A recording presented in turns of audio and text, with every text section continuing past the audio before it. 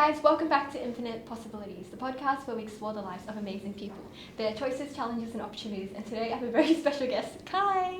Hi everyone. Thank you so much, Kai, for being here. Thanks for having me, Karen. It's a big honour, right? Yes, definitely. Yeah, not easy to get on one of these. Yeah. Sounds good. So Kai, what's your kind of 1 minute introduction about what you do? Well, I guess, one minute introduction. I'm a software engineer in KPMG's identity and access management team. I guess it's called digital trust and identity these days. That's what I do. Awesome. KPMG, MC, cyber. Yes, that's it. Yeah, tech risk and cyber, we're together, but yeah, so that's what I am. That's cool. So we really want to go right from the beginning. So Kai, what kind of child were you like growing up? I was, I think I'm a pretty good child, pretty well behaved. I was a bit quiet, I guess. Did a little bit of sports, but definitely was more interested in technology and, science and that kind of stuff.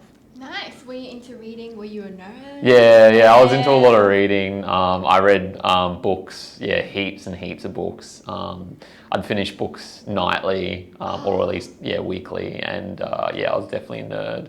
I remember I got my first computer when I think I was 11 years old. That's pretty good. Yeah. My uncle gave it to me. It was one of those like box computers. Yeah. And serial gamer from then on? Yeah, definitely. Favorite games to date? I'm a pretty big COD fanatic. And also Elder Scrolls. Yeah. And do you have any siblings? Yes, I have 3 siblings. Wow, you're the oldest? Yes, I'm the oldest. Oh my gosh, the old responsible kid. Yep, that's me. Yeah. Not really, but kind of. I'll go with that. Yeah, do you like being the oldest? Like, if the little ones, make a mistake, it's your fault, surely? Yeah. I mean, I'm the oldest, but they don't really listen to me, so I don't know. That's kind of cute, because you're kind of more just the brother. Yeah. I'm not really a controlling, elderly brother. Yeah. Yeah, that's cool. And I saw on your LinkedIn you grew up in the Gold Coast. Tell I me did. more. Yeah, I did. Yeah, I was born on the Gold Coast, went to school on the Gold Coast and studied on the Gold Coast as well.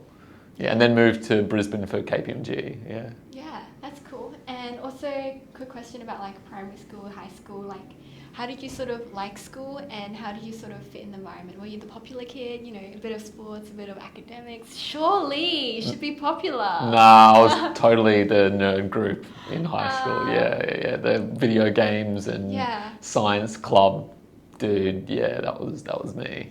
Yeah. And you love school or nah? Some of it I did. I liked studying IT, doing IT and doing law subjects and maybe a little bit of science, although not that much. But I did like it. Yeah, that's cool. And then when you were a young kid thinking about the future, what was sort of running through your mind? Career aspirations? Definitely doing something in IT. Yeah, I was really switched on in IT when I was 11 and 12 when I was in primary school. I'd help the teachers with their IT problems. I'd get out of maths class, which was really good. Yeah. That's what happened. Wow. So is it just natural ability? Yeah, I don't know. It just comes to me. Yeah, it's pretty good. Yeah. Yeah, so jealous. Yeah.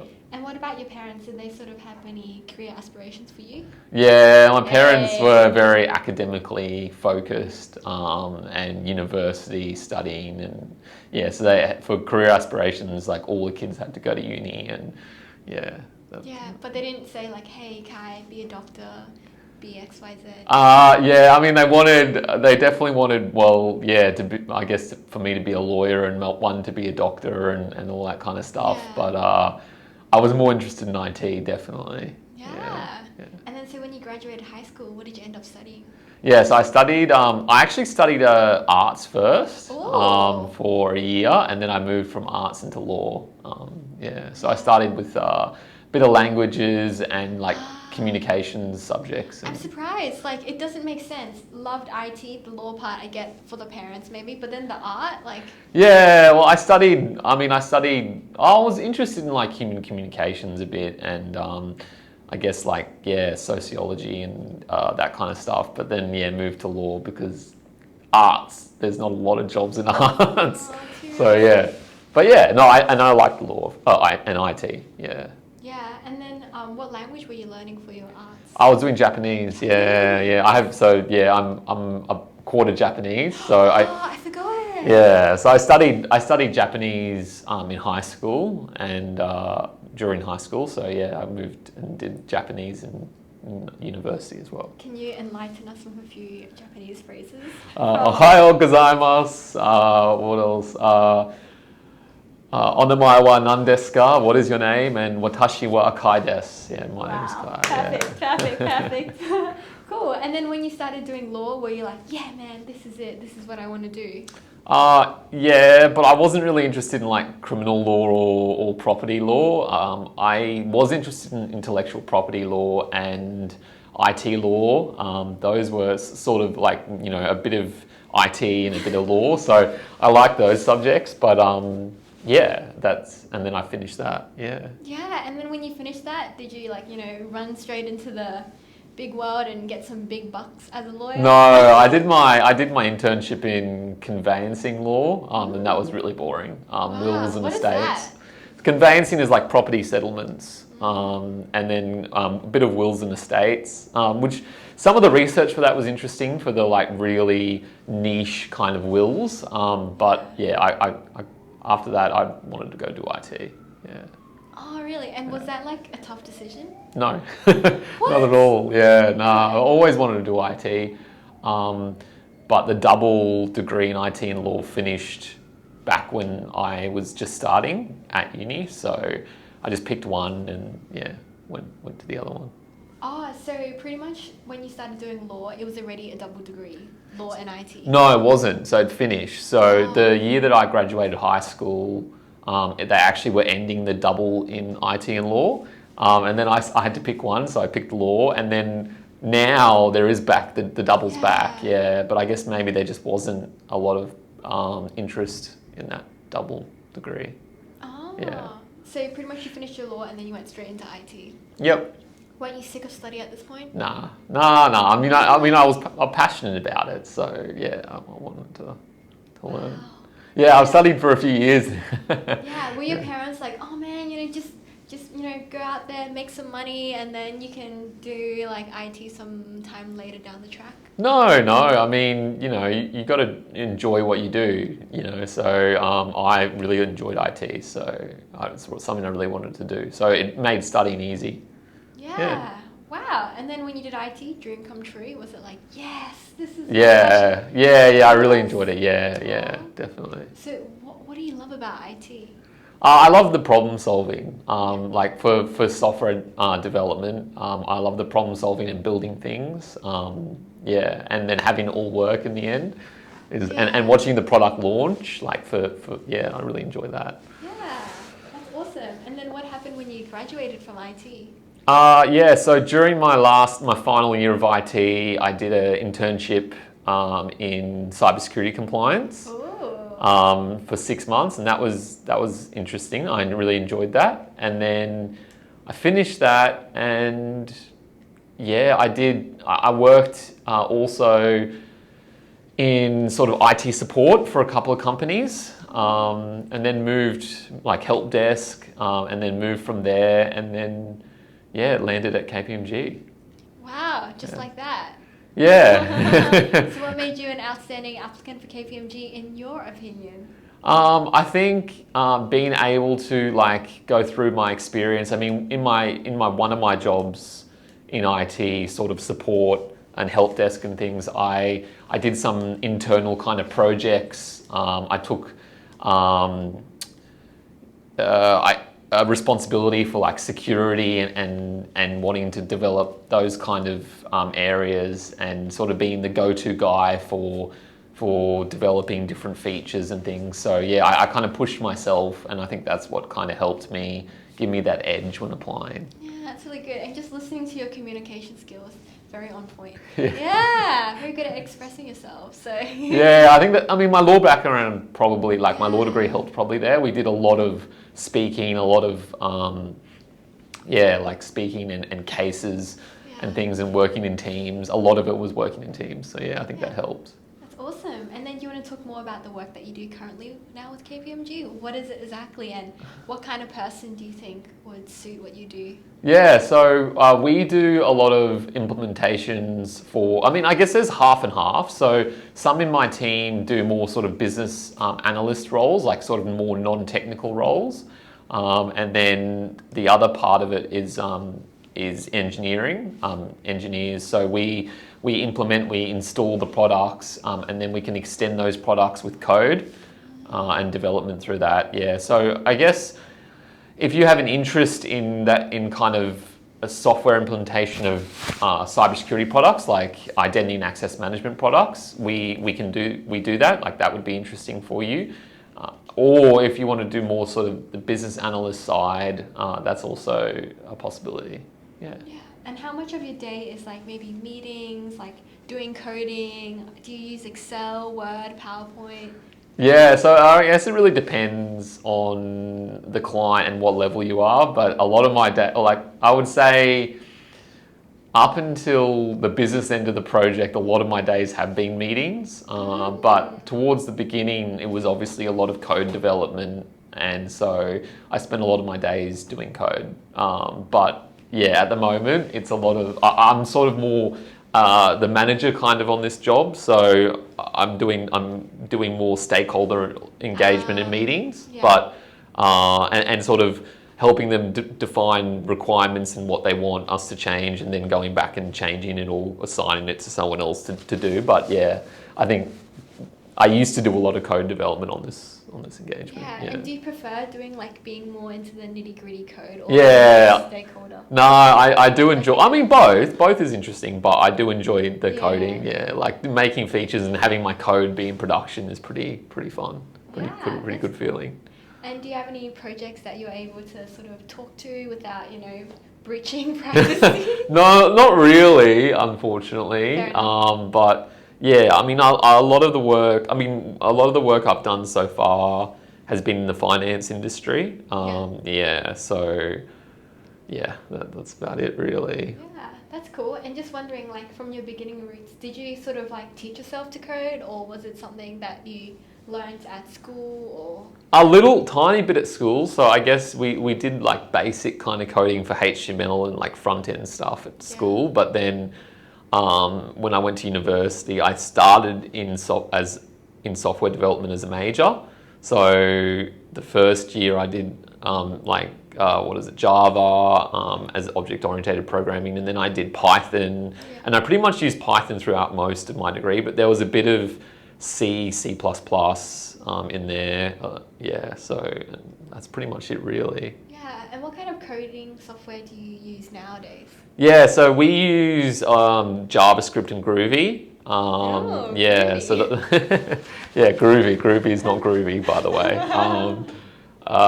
So mainly JavaScript is what I use, but other guys use Groovy, and then shell scripting is probably a bit of what I use as well, and then that's about it, really. I think from the top of my head.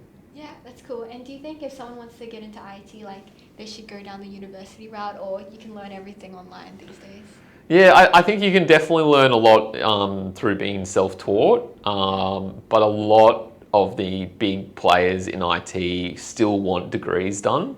Yeah. They still want bachelors, right? Like I was having this conversation with someone only last week about how to get into the industry. And if you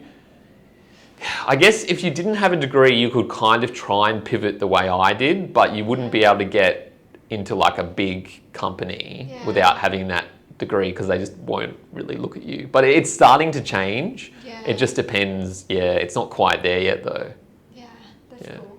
And looking back, do you think that you would have just scrapped, the whole law degree and just gone straight into IT? Well, it definitely gave me a point of difference in interviews. Like people would always look at my resume and be like, why'd you study law and you're applying for an IT job?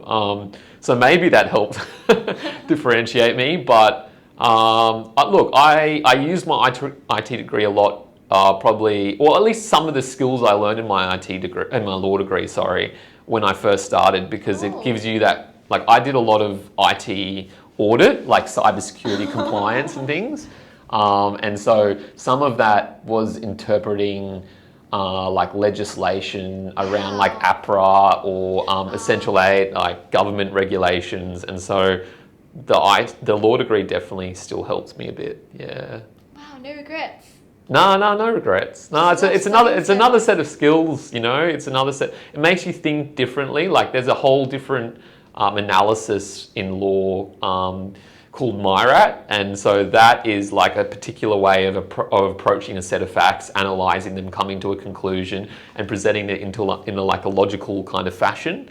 And so that I kind of used or pivoted on when I was doing these kind of IT audits and things. Yeah, that's cool. Enough about work.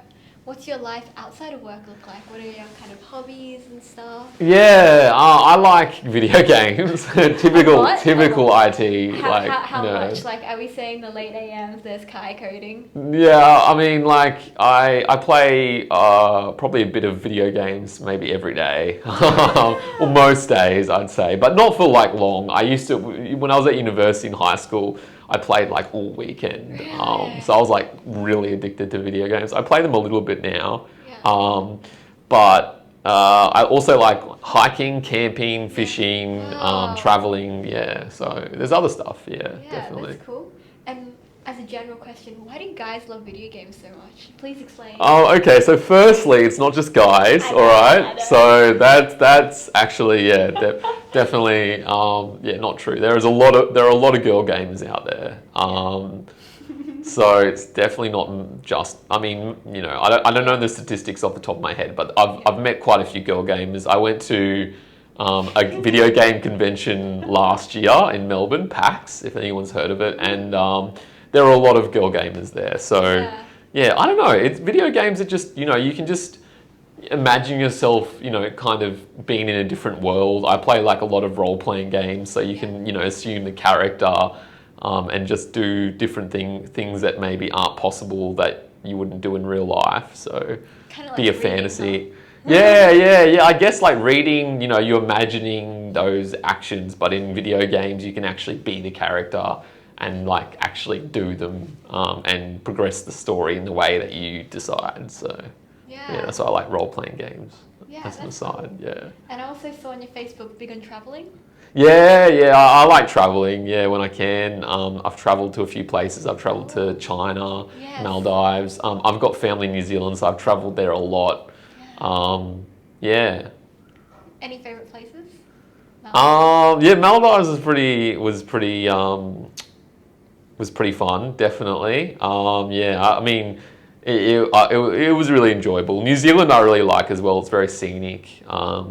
Yeah, and how do you like to sort of plan your travel holidays? Are you someone who wants to get everything done, you know, 3 days, like one day in each city, or smash off the to-do list, or do you go for like the very touristy kind of stuff, or like the more... Yeah, I like to... I wouldn't say I have like a strict itinerary, but I do like to like do a bit of research and sort of see what the interesting things are to visit.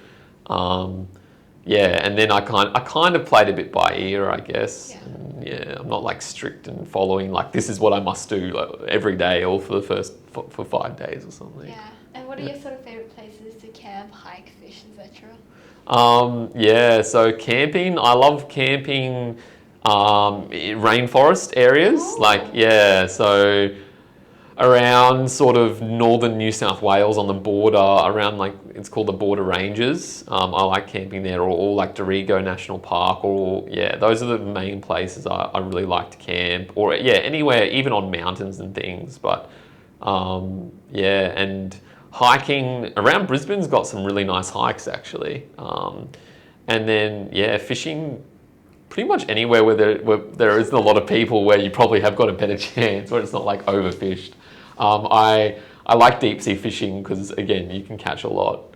What's that? Deep sea fishing, like fishing like out in the ocean, kind of. Because you just can catch a lot, and there's more chances, I guess, if you fish like in the normal creeks, rivers, and off the beaches. There's less likely to get anything. Yeah, tell me more about the attraction of camping. I feel like, wow, a lot of insects, a lot of animals, no proper bed to sleep on. Like, I feel like My perfect thing would be like where I like live in a hotel and then I just go out into nature and then I come back and sleep there. No, no. I like to actually experience like the whole nature thing. I like the sound of like the crickets and the birds and like actually being like in the middle of the forest kind of thing. That's what I really like.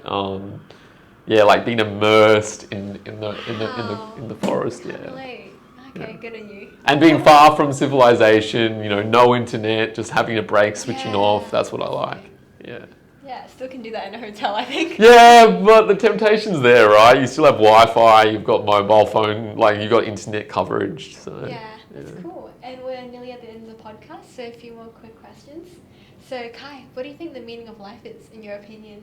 Definitely 42. No, not again. I had to, sorry. The meaning of life.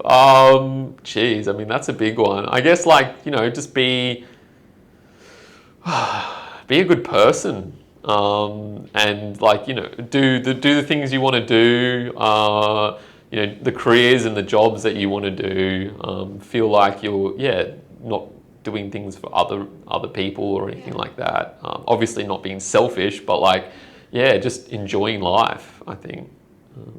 Cool. And if you won the lottery tomorrow, what would you do differently about your life? I think I just travel more, to be honest. I think there's so many places to see, so many countries to visit, so many experiences and things to do. But they all require lots of money. Yeah. So, and time, you obviously, so I think that's probably the biggest thing would be travel. Cool. And the final question is, what is an ideal day in the life for you? It can be work related, it can be non-work related. What time do you get up and what kind of activities do you fill it with? Yeah, so I guess I get up quite late. I usually start work around 8:45, 9. I work from home most days. Wow. And I sort of get up and then I kind of look at emails and messages, and then the ideal work day for me would be talking to an architect and then giving me some problem, or even like a client, like a stakeholder, and having some problem to code and test during the day, and then having that done by the end of the day or over a couple of days and having it work, and then that gives me a lot of satisfaction to have it done and have it working. So that's probably my ideal kind of day. Yeah, and then what do you do after that big success? Like when I've tested it and it all works, and then I'm happy. I finish, and then play some video games, play some COD or something. Just have a break from work, and or watch Netflix. Definitely, or some videos. Sounds good. We're at the end of the podcast. Want to say bye? Bye everyone. Thanks for having me. Thank you.